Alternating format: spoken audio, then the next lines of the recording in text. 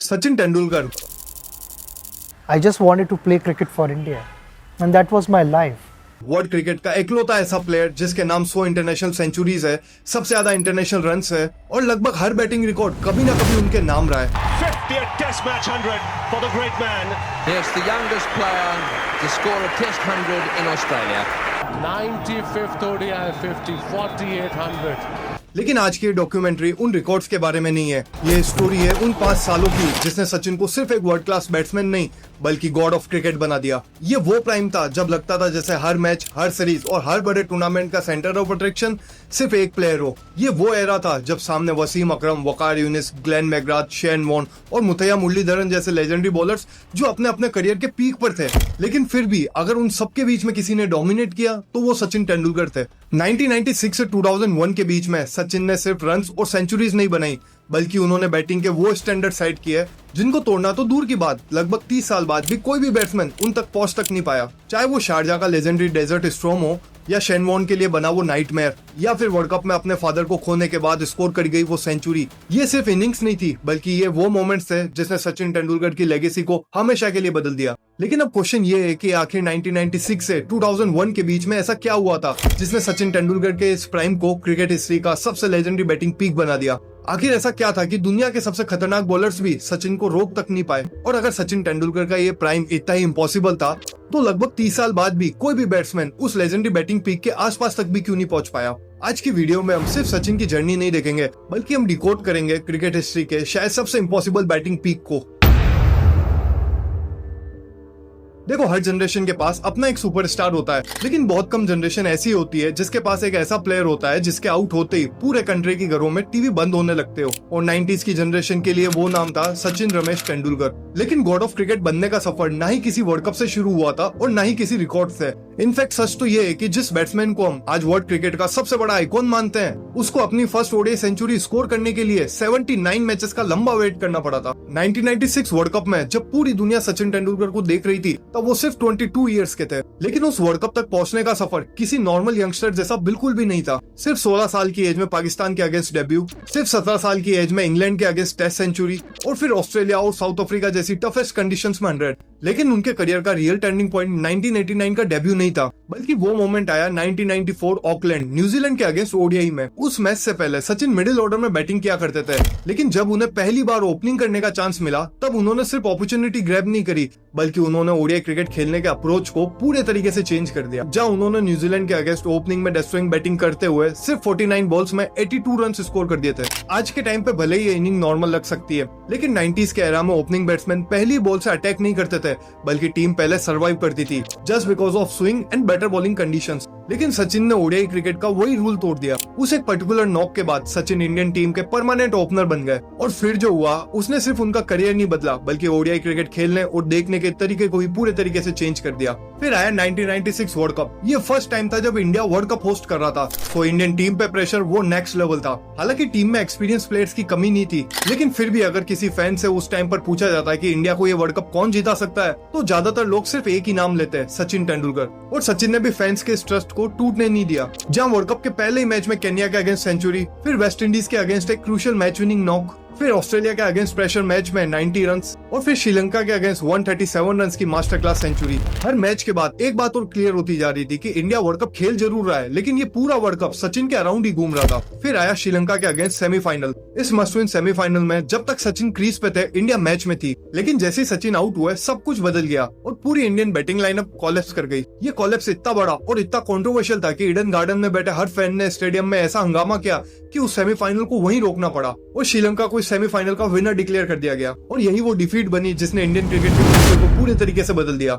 उस दिन सिर्फ इंडियन टीम नहीं आ रही थी बल्कि करोड़ों इंडियन फैंस को ये रियलाइज हुआ था कि सचिन कितने इंपॉर्टेंट है। जब तक वो क्रीज पे होते थे तो इम्पॉसिबल भी पॉसिबल लगता था लेकिन उनके आउट होते ही इंडिया जीता हुआ मैच भी हार जाता था। ये वर्ल्ड कप जरूर श्रीलंका ने जीता लेकिन वर्ल्ड कप के एंड तक अगर किसी के सबसे ज्यादा रन्स थे तो वो सचिन थे। जहां उन्होंने इस वर्ल्ड कप के सिर्फ 7 मैचेस में 523 रन स्कोर कर दिए with 2 centuries and 3 half centuries. और देखते ही देखते साल के एंड तक सचिन ने सिर्फ 32 मैचेस में 54 के एवरेज और 83 के स्ट्राइक रेट से 1611 रन रन स्कोर कर दिए थे, जिसमें 6 मैच विनिंग सेंचुरीज भी थी। ये सिर्फ नंबर्स नहीं थे, बल्कि ये न्यू बैटिंग एरा की स्टार्टिंग थी।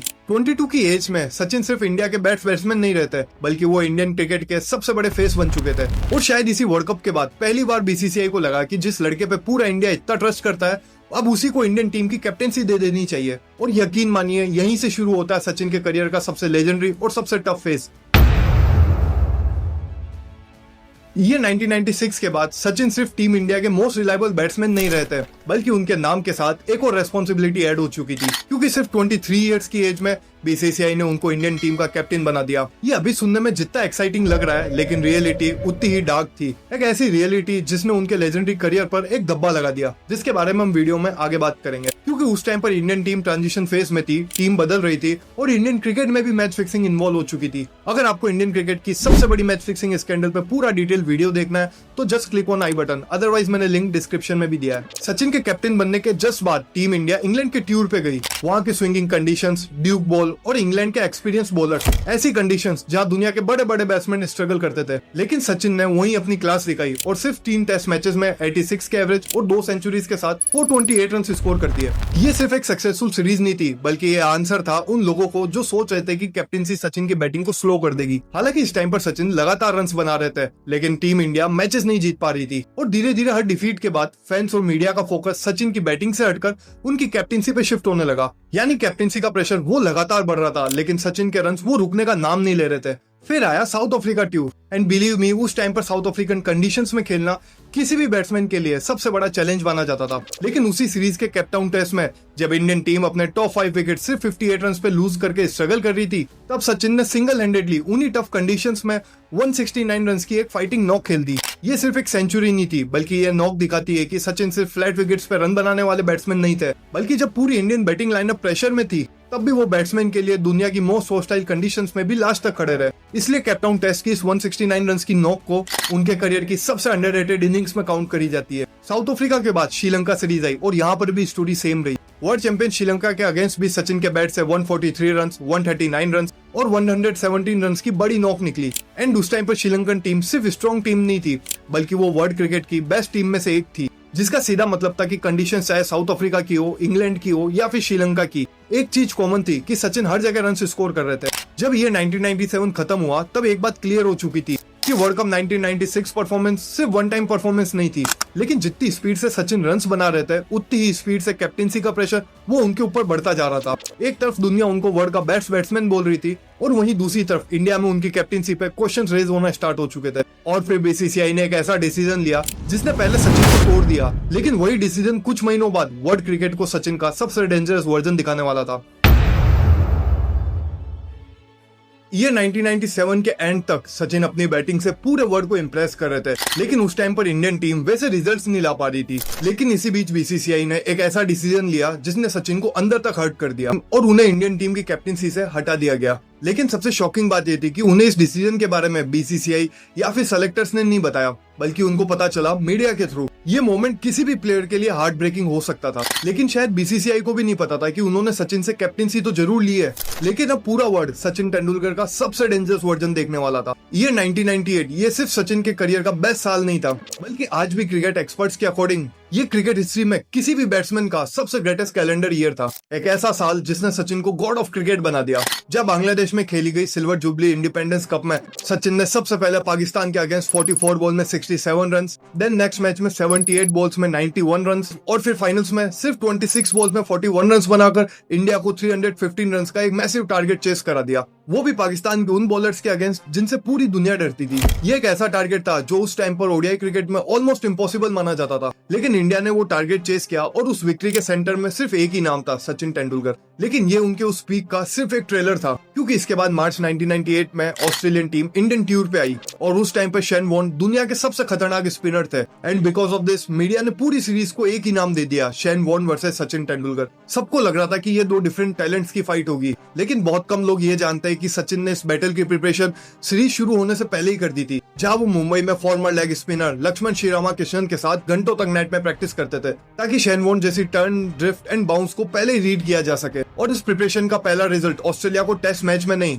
बल्कि बॉम्बे के अगेंस्ट फर्स्ट प्रैक्टिस मैच में देखने को मिला, जहाँ सचिन ने सिर्फ 192 बॉल्स में 204 रन स्कोर कर दिए थे। वहीं दूसरी तरफ शेन वॉर्न के फिगर थे 16 ओवर में 111 रन और 0 विकेट। और यहीं से ऑस्ट्रेलिया को पहला वार्निंग सिग्नल मिल चुका था कि ये सीरीज किसी नॉर्मल बैट्समैन के अगेंस्ट नहीं है। और फिर शुरू हुई टेस्ट सीरीज, जहाँ चेन्नई टेस्ट की फर्स्ट इनिंग में शेन वॉर्न ने सचिन को सिर्फ 4 रन पे आउट कर दिया। और नेक्स्ट डे न्यूज़पेपर की हेडलाइंस थी Shane Warne wins the first battle. लेकिन सचिन की ये स्टोरी सिर्फ एक इनिंग से खत्म होने वाली नहीं थी, क्योंकि नेक्स्ट इनिंग्स में जब वो वापस बैटिंग करने आए तो उन्होंने अपनी अप्रोच को कम्प्लीटली चेंज कर दिया। कभी क्रीज से बाहर निकलकर, कभी मिड विकेट के ऊपर से और कभी पैरों का यूज करके स्ट्रेट 6। उस दिन उन्होंने शेन वॉर्न को ऐसे अटैक किया कि ऑस्ट्रेलिया के पास कोई भी आंसर नहीं बचा। जहाँ दिन के एंड तक सचिन का स्कोर पहुंच चुका था नॉट आउट 155 रन। उस दिन ना सिर्फ इंडिया ने मैच जीता बल्कि सचिन ने अपनी अग्रेसिव बैटिंग से पूरी ऑस्ट्रेलियन बॉलिंग लाइनअप को डिसमेंटल कर दिया। फिर आया बेंगलोर टेस्ट, जहाँ सचिन ने एक बार फिर अपनी मास्टर क्लास इनिंग खेली और स्कोर कर दिए मैच विनिंग 177 रन। लेकिन सबसे खास बात सिर्फ उनका स्कोर नहीं था बल्कि उनका इंटेंट था,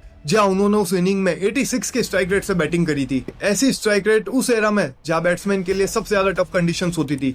एंड ट्रस्ट मी, 1998 में ये ऑलमोस्ट इम्पॉसिबल था। और जब सीरीज खत्म हुई तब इंडिया ने ऑस्ट्रेलिया को 2-1 से हरा दिया था और सचिन ने सिर्फ 3 टेस्ट मैचेस में 446 रन स्कोर कर दिए थे, वो भी 112 की एवरेज से। सचिन की इस अग्रेसिव बैटिंग ने शेन वॉर्न के साथ उनकी फाइट को वन साइडेड बना दिया, जहाँ शेन वॉर्न ने सीरीज खत्म होने के बाद एक इंटरव्यू में कहा कि उनको आज भी सचिन तेंदुलकर के सपने आते हैं, जहाँ सचिन उनकी बॉलिंग पर उनके ऊपर से 6 मार रहे होते हैं। लेकिन 1998 का सबसे आइकॉनिक मोमेंट अभी आना बाकी था। एक जगह जहाँ रेत का तूफान उठा था और उसी तूफान के बीच क्रिकेट हिस्ट्री की सबसे लेजेंडरी ओडीआई नॉक खेली जाने वाली थी। 1998 शारजाह कोको कोला कप, एक ऐसा टूर्नामेंट जिसने सचिन को सिर्फ एक सुपरस्टार नहीं बल्कि वर्ल्ड क्रिकेट का सबसे बड़ा अट्रैक्शन बना दिया, जो आज भी उस जनरेशन के लिए एक नॉस्टैल्जिया मोमेंट है। इस टूर्नामेंट के लास्ट लीग मैच में इंडिया के सामने थी ऑस्ट्रेलिया और इंडिया के लिए सिर्फ ये मैच जीतना काफी नहीं था बल्कि उनको फाइनल्स में क्वालिफाई करने के लिए अपनी नेट रन रेट को भी इंप्रूव करना था। और तभी मैच के बीच में सडनली डेजर्ट स्टॉर्म आ जाता है and because of this storm ground रेत से भर गया, मैच रुक गया और टारगेट भी रिवाइज हो गया।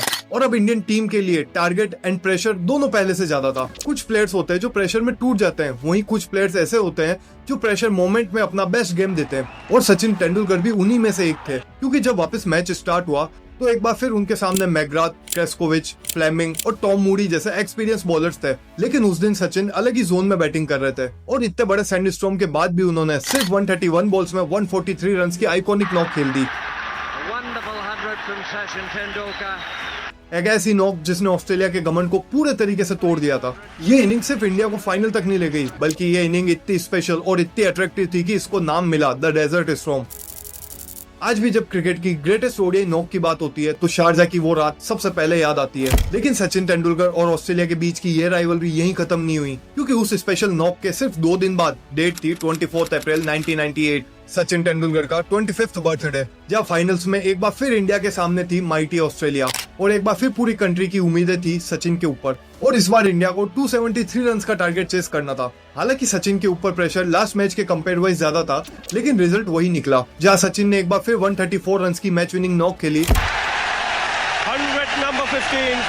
और इंडिया को ये फाइनल जिता दिया। सोचो सिर्फ 2 दिन के अंदर ऑस्ट्रेलिया के against back to back 2 centuries, एक सेंचुरी जो इंडिया को फाइनल तक ले गई और दूसरी सेंचुरी जिसने इंडिया को ये ट्रॉफी जिताई। एंड सबसे इंटरेस्टिंग बात, ये सब उस एरा में हुआ जब ओडीआई क्रिकेट में 100 की स्ट्राइक रेट को ऑलमोस्ट इम्पॉसिबल माना जाता था, क्योंकि उस एरा में ना बैटिंग फ्रेंडली कंडीशंस थी, ना 2 नई बॉल्स थी, ना इम्पैक्ट प्लेयर रूल था, ना ही फील्डिंग रिस्ट्रिक्शंस इतनी अग्रेसिव थी और ऊपर से उस एरा में रिवर्स स्विंग अपने पीक पर थी। लेकिन इतनी सारी डिफिकल्टीज के बाद भी सचिन उस मैच में 101 की स्ट्राइक रेट से बैटिंग कर रहे थे। 1998 में ऑस्ट्रेलिया वर्ल्ड क्रिकेट की मोस्ट डोमिनेटिंग टीम में से एक थी, लेकिन उस टाइम पर एक प्लेयर ऐसा था जिसका नाम सुनते ही पूरी ऑस्ट्रेलियन टीम के हाथ पैर फूल जाते थे और वो नाम था the one and only Sachin Tendulkar.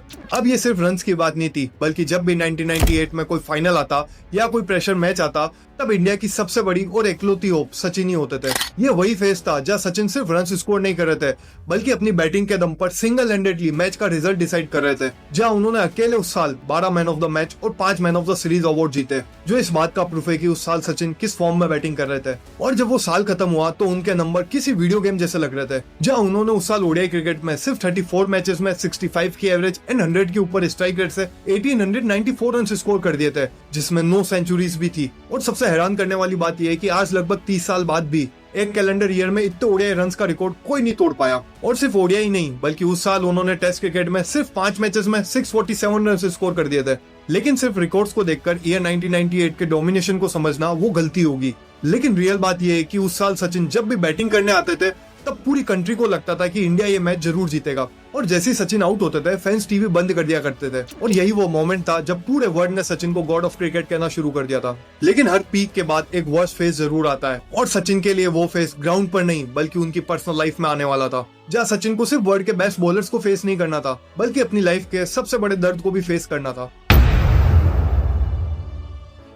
Year 1998 Sachin के लिए किसी ड्रीम ईयर से कम नहीं था। जहां पर भी वो बैटिंग करने उतरते वो रिकॉर्ड्स बनाते, इंडिया मैचेस जीतता और पूरा वर्ल्ड भी सचिन को बिगेस्ट सुपरस्टार मान चुका था। लेकिन ईयर 1999 सचिन के करियर का सबसे इमोशनल साल बनने वाला था, और इसकी शुरुआत हुई India versus Pakistan test series से। क्योंकि 12 साल के लंबे पॉलिटिकल टेंशन के बाद पाकिस्तान टीम इंडिया आई थी और चेन्नई टेस्ट मैच में इंडिया को 4th इनिंग में 271 रन चेस करने थे। लेकिन पाकिस्तान बॉलर्स के सामने पूरी इंडियन बैटिंग लाइनअप कोलैप्स कर गई और स्कोर पहुंच गया 82 पे 5। लेकिन इंडिया के लिए उनका सबसे बड़ा मैच विनर अभी भी क्रीज पे खड़ा था, और उनके सामने थे वसीम अकरम, वकार यूनिस और शकील मुश्ताक जैसे वर्ल्ड क्लास बॉलर्स। पाकिस्तान के पास इतने वर्ल्ड क्लास बॉलर्स होने के बाद भी सचिन ने उस प्रेशर में 136 रन की एक ऐसी नॉक खेली जिसे आज भी क्रिकेट हिस्ट्री की ग्रेटेस्ट लूजिंग नॉक में काउंट किया जाता